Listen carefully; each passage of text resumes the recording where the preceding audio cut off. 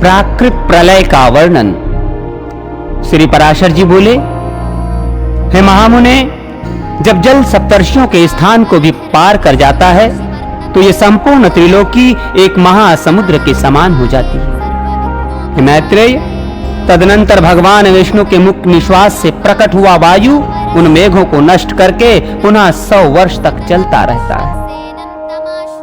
फिर जनलोक निवासी सनकादि सिद्धगण से स्तुत और ब्रह्मलोक को प्राप्त हुए ममक्षुओं से ध्यान किए जाते हुए सर्वभूतमय, अंचित्य, अनादि, जगत के आदि कारण, आदि कर्ता, भूत भावन मधुसूदन भगवान श्री हरि विश्व के संपूर्ण वायु को पीकर अपने दिव्य माया रूपणी योग निद्रा का आश्रय ले अपने वासुदेवात्मक स्वरूप का चिंतन करते हुए उस महासमुद्र में शेष शैया पर शयन करते हैं। हे मैत्रेय, इस प्रलय के होने में ब्रह्मरूपधारी भगवान हरि का शयन करना ही निमित्त है, इसलिए यह नैमित्तिक प्रलय कहलाता है।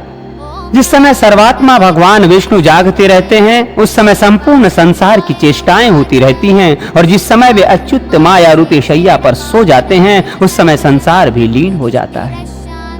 जिस प्रकार ब्रह्मा जी का दिन 1000 चतुर्युग होता है, उसी प्रकार संसार के एकार्णव रूप हो जाने पर उनकी रात्रि भी उतनी ही बड़ी होती है। उस रात्रि का अंत होने पर अजन्मा भगवान विष्णु जागते हैं और ब्रह्म रूप धारण कर, जैसा तुमसे पहले कहा था, उसी क्रम से फिर सृष्टि रचते हैं। हे द्विज, इस प्रकार तुमसे कल्पांत में होने वाले नैमित्तिक और अवान्तर प्रलय का वर्णन किया।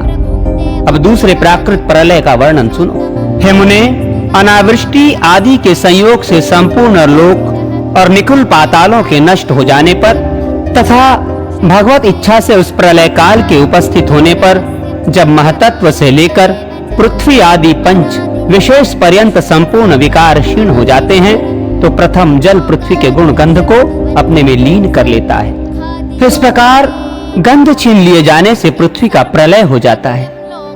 गंध तन्मात्रा के नष्ट हो जाने पर पृथ्वी जलमय हो जाती है। उस समय बड़े वेग से घोर शब्द करता हुआ जल बढ़कर इस संपूर्ण जगत को व्याप्त कर लेता है। ये जल कभी स्थिर होता है, कभी बहने लगता है। इस प्रकार तरंग मालाओं से पूर्ण इस जल से संपूर्ण लोक सब ओर से व्याप्त हो जाते हैं। तदनंतर जल के गुण रस को तेज अपने में लीन कर लेता है। इस प्रकार रस तन्मात्रा का क्षय हो जाने से जल भी नष्ट हो जाता है। तब रसहीन हो जाने से जल अग्नि रूप हो जाता है तथा अग्नि के सबोर व्याप्त हो जाने से जल के अग्नि में स्थित हो जाने पर वो अग्नि सबोर फैलकर संपूर्ण जल को सौंख लेता है और धीरे धीरे ये संपूर्ण जगत ज्वाला से पूर्ण हो जाता है। जिस समय संपूर्ण लोक ऊपर नीचे तथा सबोर अग्नि शिखाओं से व्याप्त हो जाता है उस समय अग्नि के प्रकाशक स्वरूप को वायु अपने में लीन कर लेता है। सबके प्राण स्वरूप उस वायु में जब अग्नि का प्रकाशक रूप लीन हो जाता है तो रूप तन्मात्रा के नष्ट हो जाने से अग्नि रूपहीन हो जाता है। उस समय संसार के प्रकाशहीन तेज के वायु में लीन हो जाने से अग्नि शांत हो जाता है और अति प्रचंड वायु चलने लगता है। तब अपने उद्भव स्थान आकाश का आश्रय कर वो प्रचंड वायु ऊपर नीचे तथा सबोर दसों दिशाओं में बड़े वेग से चलने लगता है। तदनंतर वायु के गुण स्पर्श को आकाश लीन कर लेता है। तब वायु शांत हो जाता है और आकाश आवरणहीन हो जाता है। उस समय रूप, रस, स्पर्श, गंध तथा आकार से रहित अत्यंत महान एक आकाश ही सबको व्याप्त करके प्रकाशित होता है। उस समय चारों ओर से गोल छिद्र स्वरूप शब्द लक्षण आकाश ही शेष रहता है और वो शब्द मात्र आकाश सबको आच्छादित किए रहता है। तदनंतर आकाश के गुण शब्द को भूतादि गस लेता है। इस भूतादि में एक साथ पंचभूत और इंद्रियों का भी लय हो जाने पर केवल अहंकारात्मक रह जाने से ये तामस तमः प्रधान कहलाता है। फिर इस भूतादि को भी सत्व प्रधान होने से बुद्धि रूप महतत्व ग्रस लेता है। जिस प्रकार पृथ्वी और महतत्व ब्रह्मांड के अंतर जगत की आदि अंत सीमाएं हैं उसी प्रकार उसके बाह्य जगत का भी है। हे महाबुद्धे, इसी तरह जो 7 आवरण बताए गए हैं वे सब भी प्रलय काल में पूर्वत पृथ्वी आदि क्रम से परस्पर अपने अपने कारणों में लीन हो जाते हैं। जिससे ये समस्त लोक व्याप्त है, वो संपूर्ण भूमंडल, सातों द्वीप, सातों समुद्र, सातों लोक और सकल पर्वत श्रेणियों के सहित जल में लीन हो जाता है।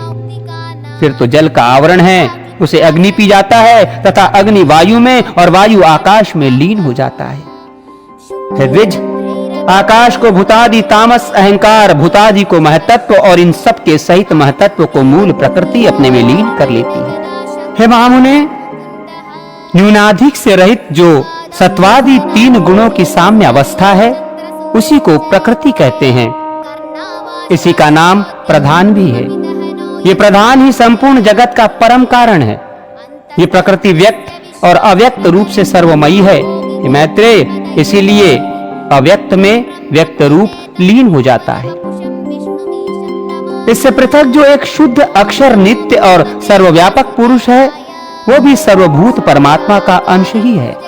जिस सत्ता मात्र स्वरूप आत्मा देहादि संघात से पृथक रहने वाले ज्ञानात्मा एवं ज्ञातव्य सर्वेश्वर में नाम और जाति आदि की कल्पना नहीं है, वही सबका परम आश्रय पर ब्रह्म परमात्मा है और वही ईश्वर है। कि विष्णु ही इस अखिल विश्व रूप से अवस्थित है, उसको प्राप्त हो जाने पर योगी जन फिर इस संसार में नहीं लौटते। जिस व्यक्त और अव्यक्त स्वरूप रूपणी प्रकृति का मैंने वर्णन किया है, वो तथा पुरुष, ये दोनों भी उस परमात्मा में ही लीन हो जाते हैं। वो परमात्मा सबका आधार और एकमात्र अधीश्वर है। उसी का वेद और वेदांतों में विष्णु नाम से वर्णन किया है।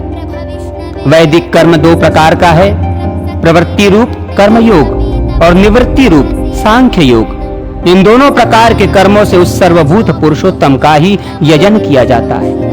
ऋक्, यजुः और साम वेदोक्त प्रवृत्ति मार्ग से लोग उस यज्ञपति पुरुषोत्तम यज्ञ पुरुष का ही पूजन करते हैं तथा निवृत्ति मार्ग में स्थित योगी जन भी उन्हीं ज्ञानात्मा ज्ञान स्वरूप मुक्ति फलदायक भगवान विष्णु का ही ज्ञान योग द्वारा यजन करते हैं। हरस, दीर्घ और लुप्त, इन त्रिविध स्वरों से जो कुछ कहा जाता है तथा जो वाणी का विषय नहीं है, वो सब भी अव्ययात्मा विष्णु ही है। वो विश्वरूपधारी विश्वरूप परमात्मा श्री हरि ही व्यक्त अव्यक्त एवं अविनाशी पुरुष हैं। हे मैत्रेय, उन सर्वव्यापक और अविकृत रूप परमात्मा में ही व्यक्ताव्यक्त रूपणी प्रकृति और पुरुष लीन हो जाते हैं। हे मैत्रेय, मैंने तुमसे जो द्विपरार्ध काल कहा है, वो उन विष्णु भगवान का केवल 1 दिन है। हे महामुने, व्यक्त जगत के अव्यक्त प्रकृति में और प्रकृति के पुरुष में लीन हो जाने पर इतने ही काल की विष्णु भगवान की रात्रि होती है। हे द्विज, वास्तव में तो नित्य परमात्मा का न कोई दिन है और न रात्रि, तथापि केवल उपचार अध्यारोप से ऐसा कहा जाता है। हे मैत्रेय, इस प्रकार मैंने तुमसे ये प्राकृत प्रलय का वर्णन किया। अब तुम आत्यंतिक प्रलय का वर्णन और सुनो।